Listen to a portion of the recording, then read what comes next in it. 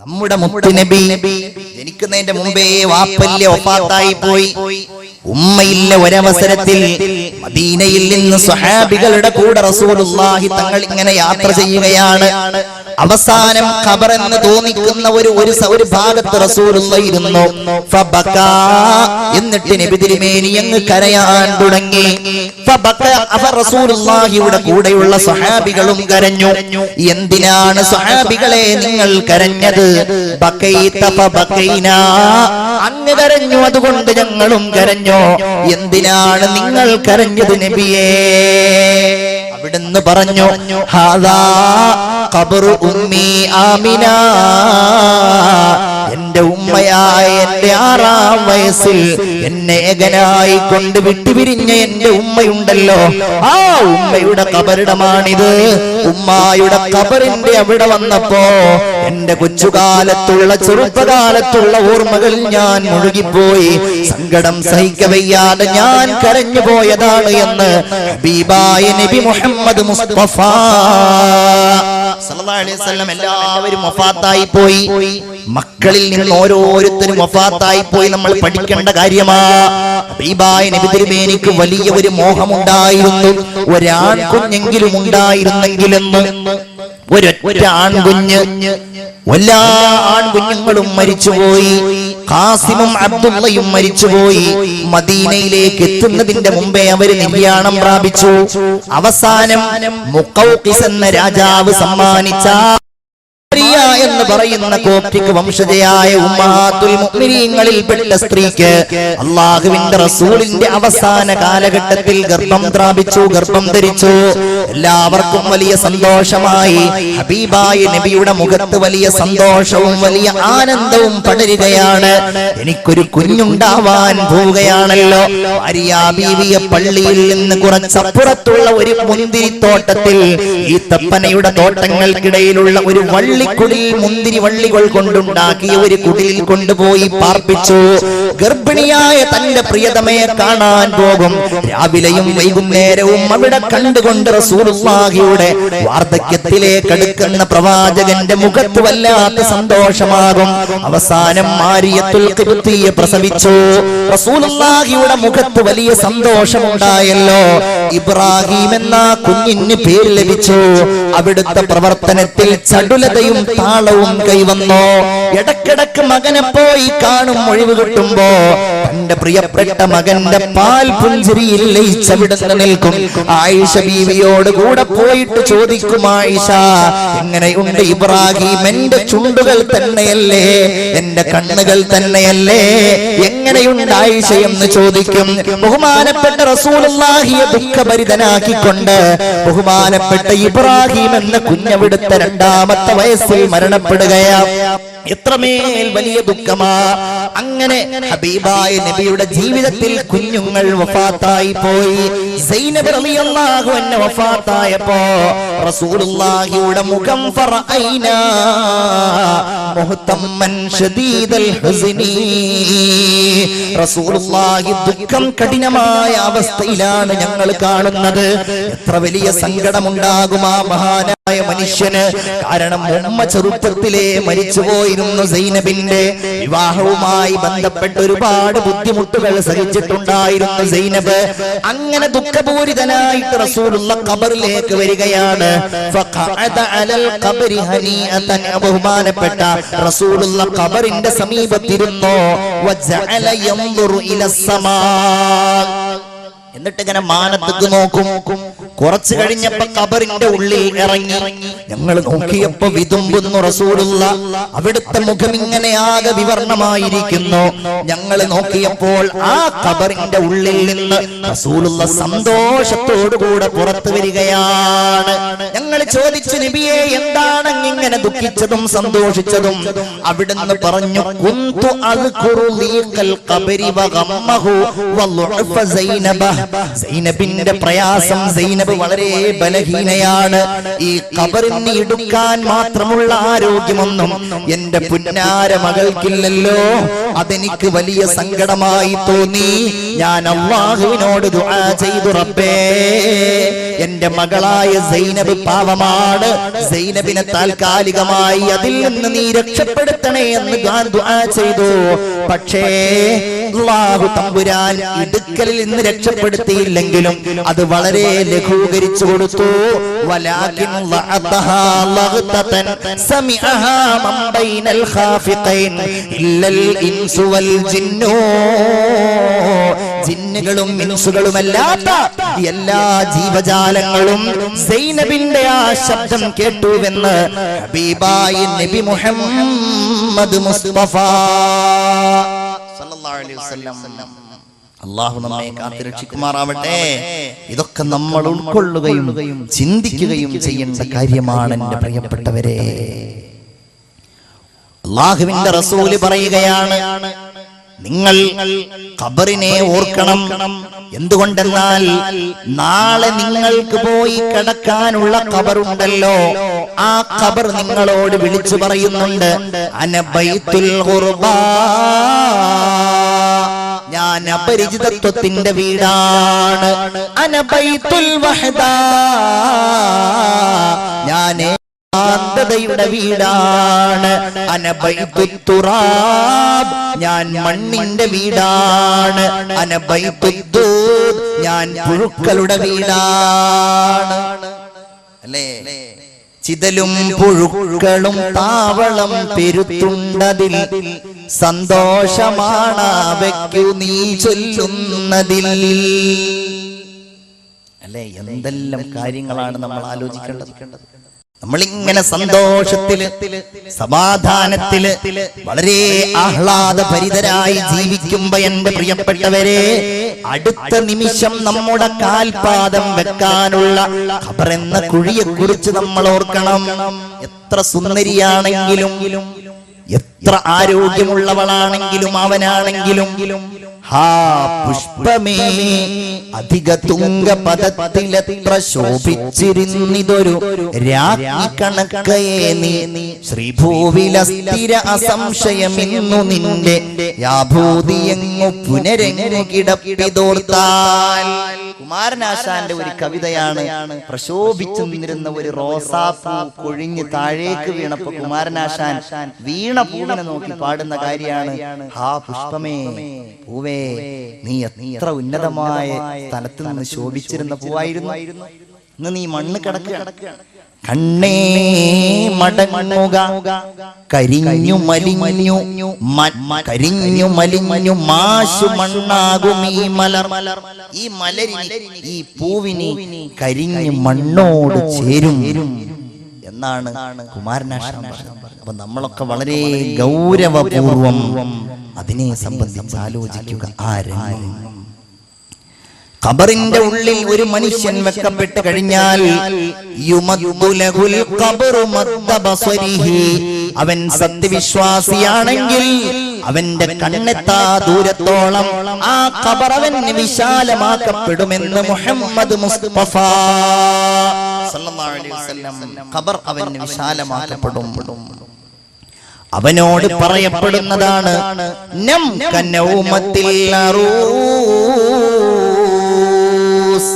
ഒരു പുതുമണവാളൻ ഉറങ്ങുന്ന സുഖം അനുഭവിച്ചുകൊണ്ട് നീ ഉറങ്ങണമെന്ന് വിശ്വാസിയായ ഒരു മനുഷ്യനോട് ഖബറിൽ വെച്ച് പറയപ്പെടുമെന്ന് മുഹമ്മദ് മുസ്തഫ സല്ലല്ലാഹു അലൈഹി വസല്ലം. അവൻ ഖബറിൽ വെക്കപ്പെട്ട് കഴിഞ്ഞാൽ ഹബീബായ റസൂലുള്ളാഹി സ്വല്ലല്ലാഹു അലൈഹി വസല്ലമ തങ്ങൾ പറയുന്നു, ജാഅത്തിസ് സ്വലാത്ത്, അവന്റെ ഒരു ഭാഗത്തുകൂടെ അവന്റെ നിസ്കാരങ്ങൾ വരികയാണ്, മറ്റൊരു ഭാഗത്തുകൂടെ അവന്റെ നോമ്പുകൾ വരികയാണ്, മറ്റൊരു ഭാഗത്തുകൂടെ അവന്റെ സൽക്കർമ്മങ്ങൾ വരികയാണ്. ഒരു ഹദീസിൽ കാണാം, യഅതീഹി റജുലുൻ ശാബുൻ ശാഹിബുൽ ലൗൻ, നല്ല നിറമുള്ള സുഗന്ധപൂരിതനായ ആരോഗ്യമുള്ള ഒരു ചെറുപ്പക്കാരൻ അവന്റെ അടുക്കലേക്ക് വരും. വന്നിട്ട് ഈ ഖബറിൽ കിടക്കുന്നയാള് അയാളോട് ചോദിക്കും, മൻ അന്താ, നീ ആരാണ്? വന്നയാള് പറയും, അമാ താരിഫുനി, എന്നെ നീ അറിയില്ലേ? അനൽ ഖുർആനുല്ലദീ അസ്ഹർത ലൈലക, രാത്രി ഉറക്കമൊഴിച്ച് നീ ഓതാറുണ്ടായിരുന്നല്ലോ ഖുർആൻ, ആ ഖുർആനാണ് ഞാനെന്ന് ഈ വന്ന മനുഷ്യൻ മറുപടി പറയും. നോക്ക് നിങ്ങൾക്ക് എന്തൊരു സന്തോഷായിരിക്കും. രാത്രി ഉറക്കൊഴിച്ച് ഓതിയവർക്ക്, രാവിലെ പരിശുദ്ധ ഖുർആൻ പാരായണം ചെയ്തവർക്ക് ഖബറിന്റെ ഉള്ളിൽ അല്ലാഹു തമ്പുരാൻ ആ ഖുർആനിനെ ഒരു മനുഷ്യരൂപത്തിൽ നൽകുമെന്ന് മുഹമ്മദ് മുസ്തഫ സല്ലല്ലാഹു അലൈഹി വസല്ലം. നോക്കൂ നിങ്ങൾ, നിസ്കാരം അവനോട് പറയുമെന്നാണ്. നീ കണ്ടില്ലേ അദാബിന്റെ രംഗങ്ങൾ നീ കണ്ടില്ലേ? എന്നാൽ അല്ലാഹു തആല നിന്നെ അതിൽ നിന്ന് രക്ഷപ്പെടുത്തിയിരിക്കുകയാണ്. വല്ലാഹി അസാല ദായിമൻ ഉംറുഹു കുല്ലുഹു ഫിൽ അമൽ വ ഇന്നമസ്തറാഹൽ ആൻ. അദാബിന്റെ ഈ അക്രമികളായ, ഈ മുഴുവൻ അക്രമികളായ ആ സന്നാഹങ്ങളോടും നിസ്കാരം പ്രതിരോധം തീർത്തുകൊണ്ട് പറയുന്നതാണ്, അല്ലയോ അക്രമികളെ, ഈ മനുഷ്യനിൽ നിന്ന് നിങ്ങൾ അകന്നകന്നു പോകണം. എന്തുകൊണ്ടെന്നാൽ ഈ മനുഷ്യൻ അയാളുടെ ജീവിതത്തിൽ നിസ്കാരത്തിലായിരുന്നു.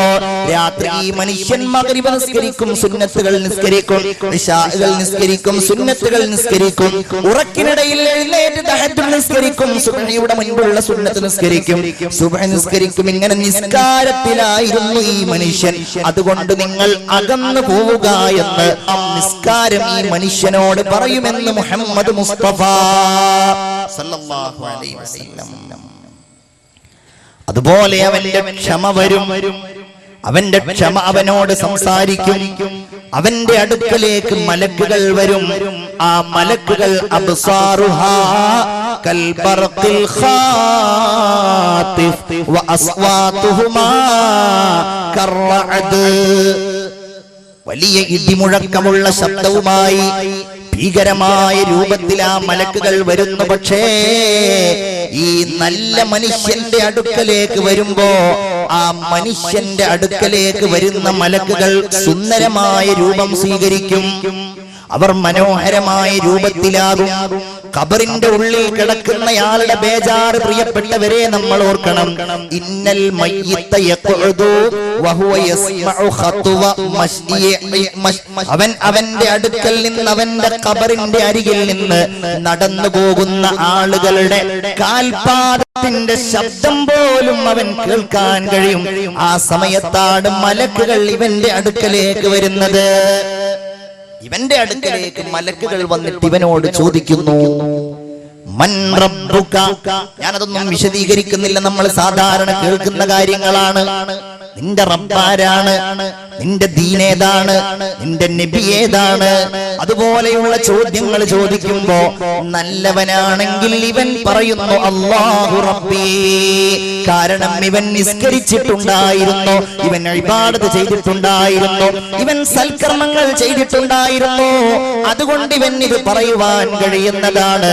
റസൂലുള്ളാഹി സ്വല്ലല്ലാഹു അലൈഹി വസല്ലമ തങ്ങളുടെ ചിത്രം കാണിച്ചുകൊണ്ട്, റസൂലുള്ളാഹിയുടെ രൂപം കാണിച്ചുകൊണ്ട് ഈ മനുഷ്യനെ സംബന്ധിച്ച് ചോദിക്കുന്നു, മാ കുന്ത തഖൂലു ഫീ ഹാദർ റജുലില്ലദീ കാന ബൈന അൽഹുരിക്കും.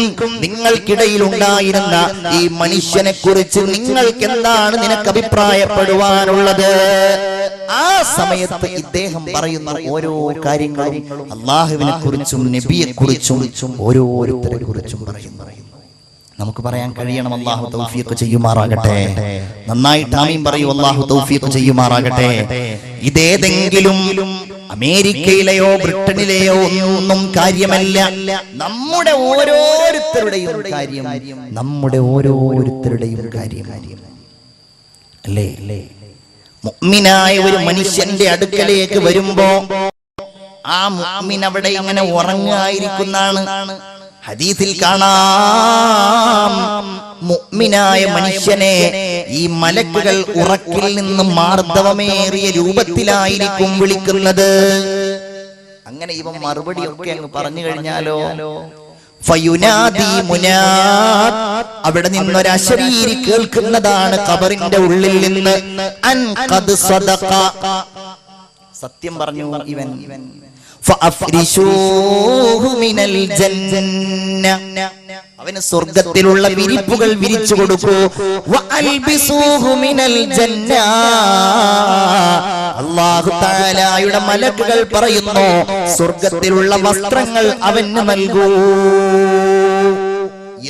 എന്ന് അവന് വേണ്ടി പറയപ്പെടുമെന്ന് ഹബീബായ മുഹമ്മദുർ റസൂലുള്ളാഹി സ്വല്ലല്ലാഹു അലൈഹി വസല്ലം. അവന്റെ അടുക്കൽ ഞാൻ നേരത്തെ പറഞ്ഞതുപോലെ നിസ്കാരം അവന്റെ തലയുടെ ഭാഗത്തും, അവന്റെ സ്വതക്കകൾ അവന്റെ വലതുഭാഗത്തും, അവന്റെ നോമ്പ് അവന്റെ ഹൃദയത്തിന്റെ ഭാഗത്തും വന്നുകൊണ്ട് ഇവനെ ഇങ്ങനെ സമാധാനിപ്പിക്കുമെന്ന് ഹബീബായ അഷ്റഫുൽ ഖൽഖ് ത്വഹ മുഹമ്മദ് മുസ്തഫ സല്ലല്ലാഹു അലൈഹി വസല്ലമ തങ്ങൾ പറയുന്നു. എന്റെ പ്രിയപ്പെട്ടവരെ, നമ്മുടെ പള്ളിക്കാടുകളിൽ നമ്മളാരും പുറത്ത് കേൾക്കുന്നില്ലല്ലോ, നമ്മളാരും കാണുന്നില്ലല്ലോ, അറിയുന്നില്ലല്ലോ എന്ന് കരുതി നമ്മളാരും അതിനെ കളവാക്കാൻ പോകരുത്. അതിന്റെ ഉള്ളിൽ നടക്കുന്നുണ്ടാകും, നമുക്ക് നടക്കും, നാളെ നമ്മളത് അനുഭവിക്കുക തന്നെ ചെയ്യും. അക്കാണും പള്ളിക്കാട്ടിൽ ഒരു നാളിൽ നമ്മൾ പോണ്ടേ, എന്നാണെന്നറിയില്ലേലും എന്തായാലും നമ്മൾ പോണ്ടേ. വല്ലാത്ത വരികളാണ്. അവിടുന്നായിരിക്കും ഈ ചോദ്യങ്ങൾ മുഴുവൻ ഉണ്ടാവുക.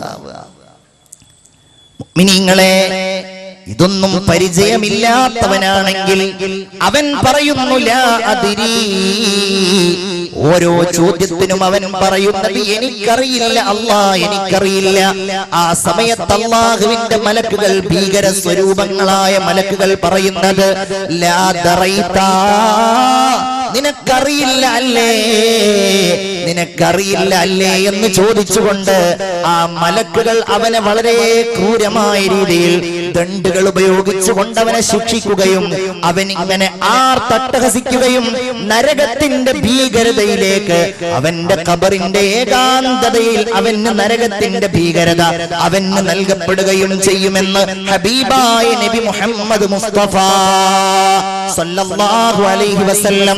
മുൻകർ നകീർ എന്ന് പറയുന്ന ആ രണ്ട് മലക്കുകൾ ഖബറിന്റെ ഉള്ളിൽ അദാബിന് വേണ്ടി, അല്ലാഹുവിന്റെ ശിക്ഷയ്ക്കും വേണ്ടി അല്ലാഹു തആല പ്രത്യേകം നിശ്ചയിച്ച മലായികത്തുകളാണ്. ആ മലക്കുകളുടെ ഏറ്റവും വലിയ പരിപാടി എന്ന് പറയുന്നത് ഈ മനുഷ്യനുള്ള ശിക്ഷകൾ നൽകലാണെന്ന് ഹബീബായ നബി മുഹമ്മദ് മുസ്തഫ സല്ലല്ലാഹു അലൈഹി വസല്ലം. ഒന്ന് രണ്ട് പോയിന്റുകൾ അതിന്റെ ഇടയിൽ പറയാം.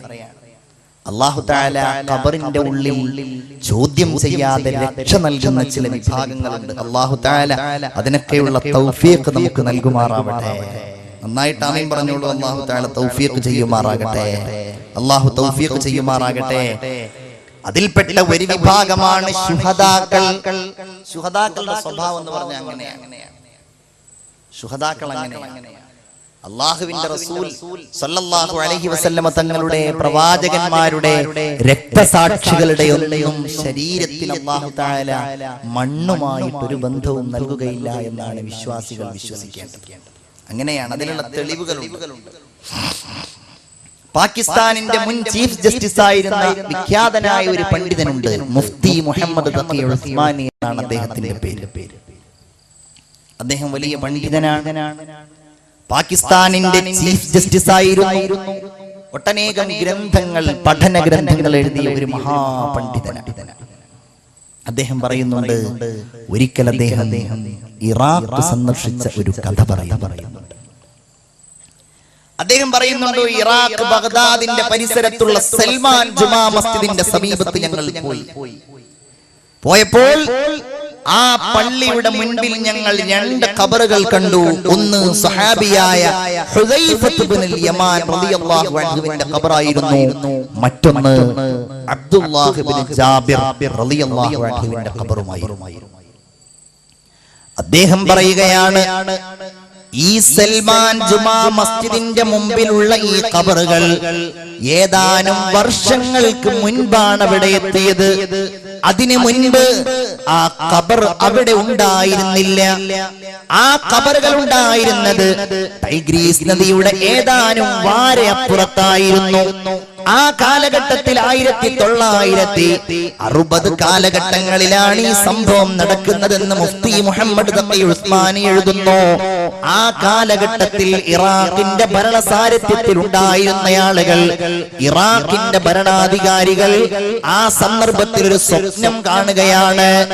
ഈ രണ്ട് സ്വഹാബികളും അവരുടെ സ്വപ്നത്തിൽ വന്നുകൊണ്ട് പറയുന്നു, ഞങ്ങളുടെ ഖബറുകളിൽ നിന്ന് ഞങ്ങളെ നിങ്ങൾ രക്ഷിക്കണം, ഖബറിന്റെ ഉള്ളിലേക്ക് വെള്ളം ഊർന്നു വരുന്നുണ്ട്. അവരാദ്യം സ്വപ്നം അവഗണിച്ചു. പിന്നെ അവർ തീരുമാനിച്ചു സ്വപ്നമാണെന്ന് പരീക്ഷിച്ചു നോക്കാം. പണ്ഡിതന്മാരോട് ചർച്ച ചെയ്തു. പണ്ഡിതന്മാര് പറഞ്ഞു, ഒരു കാര്യം ചെയ്യാം, നമുക്ക് ഏതായാലും സൽമാൻ മസ്ജിദിന്റെ പരിസരത്ത് 2 ഖബറുകൾ ഒരുക്കാം. 2 ഖബറുകൾ ഒരുക്കി. ഒരു ഹജ്ജ് കഴിഞ്ഞ സമയമാണ്. ജനങ്ങൾ ലോകം മുഴുവൻ ഈ വിവരം അറിയിച്ചു. എത്രയോ കൊല്ലങ്ങൾക്ക് മുമ്പ്, 1400 കൊല്ലങ്ങൾക്ക് മുമ്പ് മരണപ്പെട്ട് ഖബറടക്കം ചെയ്ത 2 പേരുടെ മയ്യിത്തുകൾ ഹുദൈഫത്ത് ഇബ്നുൽ യമാൻ എന്ന വിഖ്യാതനായ സ്വഹാബിയുടെയും അബ്ദുല്ലാഹ് ഇബ്നു ജാബിർ റളിയല്ലാഹു അൻഹുവിന്റെയും മയ്യിത്തുകൾ ഖബറിനുള്ളിൽ നിന്ന് പുറത്തേക്ക് എടുക്കുന്ന രംഗം കാണാൻ പരിസര പ്രദേശങ്ങളിൽ ലക്ഷക്കണക്കിന് ആളുകൾ ഒരുമിച്ച് കൂടി. ഖബറങ്ങ് തുറക്കേണ്ട താമസം. ഒരു കേടുപാടും പറ്റാത്ത 2 മയ്യിത്തുകൾ അവർക്ക് കാണാൻ കഴിഞ്ഞു. 2 മൃതശരീരങ്ങൾ അവർക്ക് കാണാൻ കഴിഞ്ഞു. ആളുകൾ, ലക്ഷക്കണക്കിന് ആളുകൾ ഈ മയ്യിത്തുമായിട്ട് വലിയ സൗഭാഗ്യമല്ലേ. 2 സ്വഹാബികളുടെ മയ്യിത്തിനെ അവർ അനുധാവനം ചെയ്തു. ലക്ഷക്കണക്കിന് ആളുകൾ. ഇന്ത്യയിൽ നിന്ന് പോയ അദ്ദേഹം എഴുതുകയാണ്, ഇന്ത്യയിൽ നിന്ന് അന്നവിടെ ഉണ്ടായിരുന്ന മായി ബന്ധപ്പെട്ട പഠനം നടത്തിയ ഒരു വ്യക്തി ഉണ്ടായിരുന്നു. ഈ 2 പേരുടെയും കണ്ണുകൾ അദ്ദേഹം പരിശോധിച്ചു. അദ്ദേഹം എഴുതി വെച്ചു, ഒരു മനുഷ്യന്റെ ശരീരത്തിൽ നിന്ന് ജീവൻ വേർപെട്ട് കഴിഞ്ഞാൽ കണ്ണിലുണ്ടാകുന്ന ഒരു പ്രത്യേകമായ തിളക്കമുണ്ട്. ആ തിളക്കം ഇത്രയധികം കൊല്ലം കഴിഞ്ഞിട്ടും ഈ മനുഷ്യരിൽ നിന്ന് നഷ്ടപ്പെട്ടിട്ടില്ല. ആ മനുഷ്യൻ മുസ്ലിം ആവുകയും ചെയ്തു. നോക്ക് നിങ്ങൾ, ഇന്ന് സൽമാൻ മസ്ജിദിന്റെ അടുക്കലാണ് ഈ ഖബറിടമുള്ളത്. അപ്പൊ ഞാൻ പറയുന്നത്, ഖബറിനുള്ളിൽ ചോദ്യം ചെയ്യപ്പെടാത്ത ഒരു വിഭാഗമാണ്. ബഹുമാനപ്പെട്ട റസൂലുള്ളാഹി സ്വല്ലല്ലാഹു അലൈഹി വസല്ലമ തങ്ങൾ പറയുന്നു, മൻ ലഖിയൽ അദുവ ഫസ്വബറ ഹത്താ യുഖ്തല ഔ യഗ്ലിബ ലം യുഫ്തൻ ഫീ ഖബരിഹി. രക്തസാക്ഷിയായ ഒരാൾ ഖബറിനുള്ളിലുള്ള ശിക്ഷ അനുഭവിക്കേണ്ടി വരികയില്ല എന്ന് ഹബീബായ മുഹമ്മദുർ റസൂലുള്ളാഹി സ്വല്ലല്ലാഹു അലൈഹി വസല്ലം. ഇങ്ങനെ പലരുമുണ്ട്. റസൂലുള്ളാഹി സ്വല്ലല്ലാഹു അലൈഹി വസല്ലം അതിൽ പ്രധാനമായും എണ്ണിയത് രക്തസാക്ഷികളെ തന്നെയാണ്. വേറെ ഒരു ഹദീസിൽ കാണാം, ഒരിക്കലും സുഖപ്പെടാത്ത രോഗത്തിലായി ഒരുപാട് കാലം കടന്ന ഒരാൾ ആ രോഗത്തിന്റെ കെടുതികൾ അവൻ അനുഭവിക്കുമ്പോ ക്ഷമയോടുകൂടെ ആ രോഗത്തെ അവൻ കൈകാര്യം ചെയ്തുവെങ്കിൽ മാത ഷഹീദ, അവൻ രക്തസാക്ഷിയായിട്ടാണ് മരിച്ചിട്ടുള്ളത്. അത് കാരണം അല്ലാഹു അവനെ ഖബറിന്റെ ശിക്ഷയിൽ നിന്ന് രക്ഷപ്പെടുത്തുമെന്ന് ഹബീബായ നബി മുഹമ്മദ് മുസ്തഫ. വേറൊരു ഹദീസിൽ കാണാം, വയറുമായി ബന്ധപ്പെട്ട അസുഖം ബാധിച്ച ഒരാൾ മരണപ്പെട്ടാൽ ലം യുഅദ്ദബ് ഫീ ഖബരിഹി, അവന്റെ ഖബറിനുള്ളിൽ നിന്ന് അല്ലാഹു തമ്പുരാൻ ശിക്ഷയിൽ നിന്ന് അവരെ രക്ഷപ്പെടുത്തും. ഇനി അതിനുള്ള ചില മാർഗങ്ങൾ പറയുന്നു.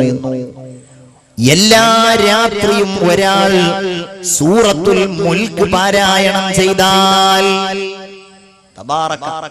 ആ സൂറത്ത് ഒരാൾ പാരായണം ചെയ്താൽ ഉസിമ മിൻ ഫിത്നത്തിൽ ഖബർ, ഖബറിന്റെ ശിക്ഷയിൽ നിന്ന് അല്ലാഹു തആല അവനെ രക്ഷപ്പെടുത്തും. വേറെ ഒരു ഹദീസ്, ഒരാൾ സൂറത്തു സജദ അപ്രകാരം തബാറക ഉറങ്ങുന്നതിന്റെ മുമ്പ് പാരായണം ചെയ്തു ഓതിയിട്ട് കിടന്നുറങ്ങിയാൽ ആ ഉറങ്ങുന്നയാൾക്ക് അല്ലാഹു തആല ഖബറിൽ നിന്നുള്ള മോചനം നൽകുമെന്ന് മുഹമ്മദ് മുസ്തഫ സല്ലല്ലാഹു അലൈഹി വസല്ലം. വേറെ ഒരു ഹദീസിൽ കാണുന്നത് ഇങ്ങനെയാണ്: വെള്ളിയാഴ്ച പകലിലോ വെള്ളിയാഴ്ച രാവിലോ ഏതെങ്കിലും ഒരു മുസ്ലിമായ മനുഷ്യൻ മരണപ്പെട്ടു കഴിഞ്ഞാൽ ഇല്ലാ വഖാഹുല്ലാഹു ഫിത്നത്തൽ ഖബർ, ഖബറിന്റെ ഭീകരതയിൽ നിന്ന് അല്ലാഹു തമ്പുരാൻ ആ മനുഷ്യരെ രക്ഷിക്കുമെന്ന് ഹബീബായ നബി മുഹമ്മദ് മുസ്തഫ സല്ലല്ലാഹു അലൈഹി വസല്ലം. ഇങ്ങനെ ഖബറുമായി ബന്ധപ്പെട്ട് നമ്മുടെ ഈ പരലോക യാത്രയിൽ ഒരുപാട് കാര്യങ്ങൾ പറയാനുണ്ട് പ്രിയപ്പെട്ട സഹോദരന്മാരെ. ഞാൻ താൽക്കാലികമായി അതുമായി ബന്ധപ്പെട്ട കാര്യങ്ങൾ അവിടെ അവസാനിപ്പിക്കുകയാണ്. അല്ലാഹു തആല ഇതിൽ നിന്നൊക്കെ പാഠം ഉൾക്കൊള്ളുവാനും ഇതിൽ നിന്നൊക്കെ അല്ലാഹുവിനെ അടുക്കുവാനും നമുക്ക് എല്ലാവർക്കും തൗഫീഖ് ചെയ്യുമാറാകട്ടെ. വലിയ വലിയ മഹാന്മാരൊക്കെ പേടിച്ചത് ഖബറിൽ കടക്കുന്ന രംഗായിരുന്നു അല്ലേ? അബൂദറിൽ ഗിഫാരി റളിയല്ലാഹു അൻഹു പറഞ്ഞത്, അലാ ഉഖ്ബിറുകും ബിയൗമി ഫഖ്രി, എന്റെ ദാരിദ്ര്യത്തിന്റെ ദിവസം ഏതാണെന്ന് ഞാൻ പറയട്ടെയോ? യൗമുൻ ഊളഉ ഫീ ഖബ്രി, ഞാൻ ഖബറിൽ വെക്കപ്പെടുന്ന ദിവസമാണ്. പടച്ച റബ്ബിന്റെ ദീനിന് വേണ്ടി ജീവിച്ച് ഒരു പണം പോലും കയ്യിൽ സൂക്ഷിക്കാതെ ദരിദ്രരിൽ ദരിദ്രനായി ജീവിച്ച ബഹുമാനപ്പെട്ട അബൂദറിൽ ഗിഫാരി റളിയല്ലാഹു അൻഹു പറയുന്നത്, എന്റെ ദാരിദ്ര്യം ഈ ദുനിയാവിലെ ദാരിദ്ര്യമല്ല, എന്റെ ദാരിദ്ര്യം ഖബറിന്റെ ഉള്ളിലുള്ള ഏകാന്തതയാണ്. ഏതായാലും സഹോദരന്മാരെ, ഈ ഖബറിന്റെ ഉള്ളിൽ അല്ലാഹു തആല ഒരുപാട് കാലം മനുഷ്യരെ താമസിപ്പിക്കും. അങ്ങനെ കിടന്നാൽ എല്ലാവരും ഖബറിലാകും. തലമുറ തലമുറയായി ഖബറിലേക്ക് വീഴും. ഓരോരുത്തരും മരിച്ച് മണ്ണോട് ചേരും. അവസാനം അല്ലാഹുവിന്റെ തീരുമാനം ലോകമങ്ങ് അവസാനിപ്പിക്കാൻ. പരലോകത്തിന്റെ മറ്റൊരു ഘട്ടമാണ് ഈ യാത്രയുടെ ലോകം അവസാനിക്കുക എന്ന് പറയുന്നത്. അത് വേറൊരു വിഷയമാണ്. എന്നാലും ഒന്ന് രണ്ട് ആയത്തുകൾ മാത്രം.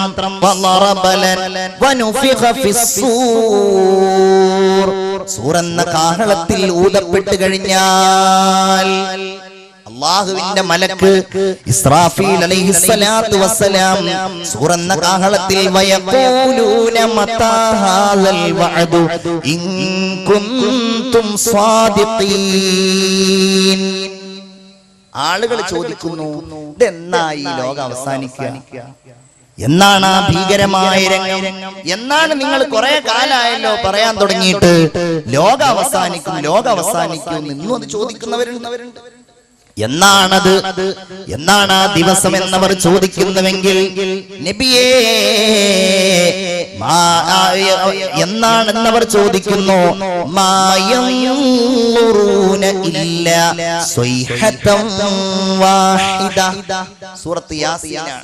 ഘോരമായ ഒരു അട്ടഹാസമല്ലാതെ മറ്റൊന്നും അവർ പ്രതീക്ഷിക്കുന്നില്ല.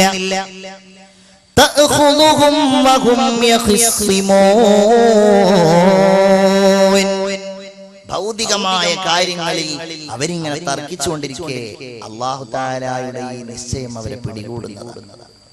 അഥവാ ലോകം അവസാനിച്ചു അല്ലേ? വല്ലാത്തൊരു ഭീകരമായ രംഗം. ഖുർആൻ വല്ലാത്ത വിഹ്വലത നിറച്ചുകൊണ്ടാണ് അത് അവതരിപ്പിച്ചിട്ടുള്ളത്. മരണപ്പെട്ടു പോയവർക്കും ജീവിച്ചിരിക്കുന്നവർക്കും എല്ലാം അതിന്റെ കെടുതികൾ ഉണ്ടാകും. ഇദാ സുൽസിലത്തിൽ അർളു സിൽസാലഹാ, ഭൂമി ഇങ്ങനെ പ്രകമ്പനം കൊള്ളുന്നു. വഅഖ്റജത്തിൽ അർളു അസ്ഖാലഹാ, ഭൂമി അതിന്റെ ഭാരങ്ങളെല്ലാം പുറത്തേക്ക് വലിച്ചെറിയുന്നു. അങ്ങനെയായിരിക്കും ഭൂമിയെ അല്ലാഹു തആല നിശ്ചയിക്കുന്നത്. ഭൂമി ഇങ്ങനെ പ്രകമ്പനം കൊള്ളുന്നു. ജിന്നുകളും മനുഷ്യരും എല്ലാവരും ബേജാറാകുന്നു. അങ്ങനെ അല്ലാഹുവിന്റെ കൽപ്പന പ്രകാരം വീണ്ടും ഇസ്രാഫീൽ അലൈഹിസ്സലാം അങ്ങ് ഊതിക്കഴിഞ്ഞാൽ, സ്നേഹമുള്ളവരെ, എല്ലാവരും മരിക്കുന്നു. എല്ലാവരും മരിക്കും. ഒരാളും ഉണ്ടാവുകയില്ല. അല്ലാഹുവിന്റെ അടുക്കലേക്ക് സുപ്രധാനികളായ മലക്കുകൾ വരുമെന്ന ഒരു ഹദീസിൽ കാണാം. അല്ലാഹു ചോദിക്കും, ആരാണ് ഇനി ബാക്കിയുള്ളത്? ഇനി ജിബ്രീൽ ബാക്കിയുണ്ട്, മീകായിൽ ബാക്കിയുണ്ട്, ഇസ്രാഫീൽ ബാക്കിയുണ്ട്, അസ്രായീൽ ബാക്കിയുണ്ട് അലൈഹിമുസ്സലാം. ഓരോരുത്തരെയായി അല്ലാഹു തആല മരിപ്പിക്കും. കുല്ലു മൻ അലൈഹാ ഫാൻ വയബ്ഖാ വജ്ഹു റബ്ബിക ദുൽ ജലാലി വൽ ഇക്റാം. ശ്രദ്ധിക്കണേ പ്രിയപ്പെട്ടവരെ, അല്ലാഹു മാത്രം ബാക്കിയാകുന്നു. ഇനി ഒരാളുമില്ല. രാജാതിരാജനും സർവാധിനാഥനുമായ ഈ ലോകത്തിന്റെ സൃഷ്ടാവും സംഹാരകർത്താവുമായ രാജാതിരാജനായ അല്ലാഹു റബ്ബുൽ ഇസ്സത്ത് ആകാശഭൂമികളെ ചുരുട്ടിപ്പിടിച്ചുകൊണ്ട് ചോദിക്കുമെന്നാണ് ലിമനിൽ മുൽക്കുൽ യൗം. ഇന്നത്തെ അധികാരം ഇനി ആർക്കാണ്? ഇനി ആർക്കാണ്? കുറെ ആളുണ്ടായിരുന്നല്ലോ ഇവിടെ, ഭരണാധികാരികൾ, രാജ്യം ഭരിച്ചവരുണ്ടായിരുന്നല്ലോ, ഞാനാണ് റബ്ബെന്ന് പറഞ്ഞവരുണ്ടായിരുന്നല്ലോ, ഉണ്ടായിരുന്നല്ലോ. എവിടെയാണവർ? ലിമനിൽ മുൽക്കുൽ യൗം. ഇന്നത്തെ അധികാരം ആർക്കാണ്? ഒരേ ഒരു മറുപടിയേ അതിനുള്ളൂ, ലില്ലാഹിൽ വാഹിദിൽ ഖഹാർ. ഏകചക്രാധിപതിയും പരമാധികാരിയുമായ അല്ലാഹു തമ്പുരാന് മാത്രമാകുന്നു ആ അധികാരമുള്ളത്. ഒന്ന് ആലോചിച്ച് നോക്കൂ മുഅ്മിനീങ്ങളെ, നമ്മൾ അതൊക്കെയാണ് പേടിക്കേണ്ടത്, അതൊക്കെയാണ് നമ്മൾ ഭയത്തോടെ കാണേണ്ടത്. ഇദശ്ശംസു കുവ്വിറത് വഇദൻ നുജൂമു കദറത്. ഈ സൂറത്ത് ഓതി ബോധരഹിതനായി വീണു സയ്യിദുനാ ഉമർ ഇബ്നുൽ ഖത്താബ്. കാരണം എന്താ? അത് ഖിയാമത്ത് നാളിനെ കണ്ണിൽ കാണുന്നത് പോലെ അവതരിപ്പിക്കുന്ന സൂറത്താണ്. റസൂലുള്ളാഹി പറഞ്ഞു, സ്വഹാബികളെ, എങ്ങനെയാണ് ഈ ഭൗതികമായ ലോകത്ത് ഞാൻ സുഖാഡംബരങ്ങളിൽ ജീവിക്കുന്നത്? റസൂലുള്ളാഹി ചോദിക്കുകയാണ്. അവിടുന്ന് അങ്ങനെ ജീവിച്ചിട്ടില്ല, അവിടുന്ന് അങ്ങനെ ജീവിച്ചിട്ടേ ഇല്ല. കാരണം പറയാൻ, കാരണം എന്തുകൊണ്ടെന്നാൽ സൂറെന്ന കാഹളത്തിൽ ഊതാൻ വേണ്ടി ഏൽപ്പിക്കപ്പെട്ട മലക്ക് ആ കാഹളം ഇങ്ങനെ ചുണ്ടോട് ചേർത്ത് പിടിക്കുകയും അല്ലാഹുവിന്റെ കൽപ്പന വരുന്നതിന് വേണ്ടി ചെവി കൂർപ്പിച്ച് നെറ്റി ചുളിച്ചുകൊണ്ടിരിക്കുകയും ചെയ്യുന്നത് കാണുമ്പോ കൈഫ അൻഉമു ഫിദ്ദുന്യാ, എങ്ങനെയാണ് ഈ ഭൗതികമായ ലോകത്ത് ഞാൻ സുഖിക്കുന്നത്? എല്ലാവർക്കും വലിയ സങ്കടമായി. നബിയേ, ഞങ്ങൾ എന്തു ചെയ്യണം? ഞങ്ങൾ എന്ത് ചെയ്യണം? ഞങ്ങൾ എന്തു പറയണമെന്നാണ് അങ്ങ് പറയുന്നത്? അല്ലാഹുവിന്റെ റസൂല് മറുപടി പറഞ്ഞു, സഹാബികളെ, നിങ്ങൾ പറയണം, ഹസ്ബുനല്ലാഹ്, ഞങ്ങൾക്ക് അല്ലാഹു മതി എന്ന് നിങ്ങൾ പറയണം. അങ്ങനെ നിങ്ങൾ സമാധാനം കണ്ടെത്തണമെന്ന് ഹബീബായ നബി മുഹമ്മദ് മുസ്തഫ. അങ്ങനെ എല്ലാം അവസാനിക്കും, എല്ലാം കെട്ടടങ്ങും, എല്ലാം ശാന്തമായി അല്ലാഹു തആല മറ്റൊരു ലോകമായി ഈ ലോകത്തെ പരിവർത്തിപ്പിക്കും. അതാണ് മഹ്ശർ എന്ന് പറയുന്നത്. മുഅ്മിനീങ്ങളെ, അതൊക്കെ ഒരു വലിയ വിശദീകരിക്കപ്പെടേണ്ട ഒരു സംഗതിയാണ്. ഞാൻ ചുരുക്കി ഒന്ന് രണ്ട് വാക്കുകളിൽ മാത്രം പറയുകയാണ്. അവിടെയുണ്ടല്ലോ നമ്മുടെ രണ്ടാം ജന്മം. രണ്ടാം ജന്മം എന്ന് പറയുന്നത് പരലോക വിശ്വാസത്തിലെ ഏറ്റവും ഉന്നതമായ ഒരു വിശ്വാസമാണ്. നിങ്ങൾ ഈ ലോകത്ത് പിറന്നിട്ടുണ്ടെങ്കിൽ, നിങ്ങൾ ഈ ലോകത്ത് ജനിച്ചവരാണെങ്കിൽ, അല്ലാഹു തമ്പുരാൻ നിങ്ങളെ രണ്ടാമതുണ്ടാക്കുക തന്നെ ചെയ്യും. അത് വിശ്വാസമാണ്. ആസ് ബിൻ വാഇൽ അംർ ഇബ്നുൽ ആസ് റളിയല്ലാഹു അൻഹുവിന്റെ ഉപ്പ ആസ് ബിൻ വാഇൽ ഒരു എല്ലെടുത്തുകൊണ്ട്, എന്നോ ചത്തുപോയ ഒരു കഴുതയുടെ എല്ലെടുത്തുകൊണ്ട് റസൂലുള്ളാഹിന്റെ മുമ്പിൽ വന്ന് മുസ്ലിങ്ങളെ പരിഹസിച്ചു. കണ്ടില്ലേ? എല്ലാണിത്. ഈ എല്ലിൽ നിന്ന് ഇനി എങ്ങനെയാണ് ഒരു കഴുതുണ്ടാവുക? എന്നിട്ട് അതിൽ നിന്ന് എങ്ങനെയാ മനുഷ്യൻ ഉണ്ടാവുന്ന പറയുന്നത്? എന്ത് പോയത്തമാണ് ഈ പറയുന്നതെന്ന് ചോദിച്ചു അവൻ, പരലോകത്ത് നിഷേധിച്ചുകൊണ്ട്. യാസീൻ ഇറങ്ങി, വളറബ ലനാ മസലൻ വനസിയ ഖൽഖ ഖാല മൻ യുഹീൽ ഇളാമ വഹിയ റമീം. നമ്മൾ എന്ന് ഓതുന്ന വചനങ്ങളാണ്. അല്ലാഹു പറയുകയാണ്, വളറബ ലനാ മസലൻ വനസിയ ഖൽഖ. അവൻ നമ്മളുടെ മുമ്പിൽ എല്ലെടുത്തിട്ട് ഉപമ കൊണ്ടുവരികയാണ്. അവൻ എങ്ങനെ ഉണ്ടായി എന്നവൻ മറന്നിരിക്കുകയാണ്.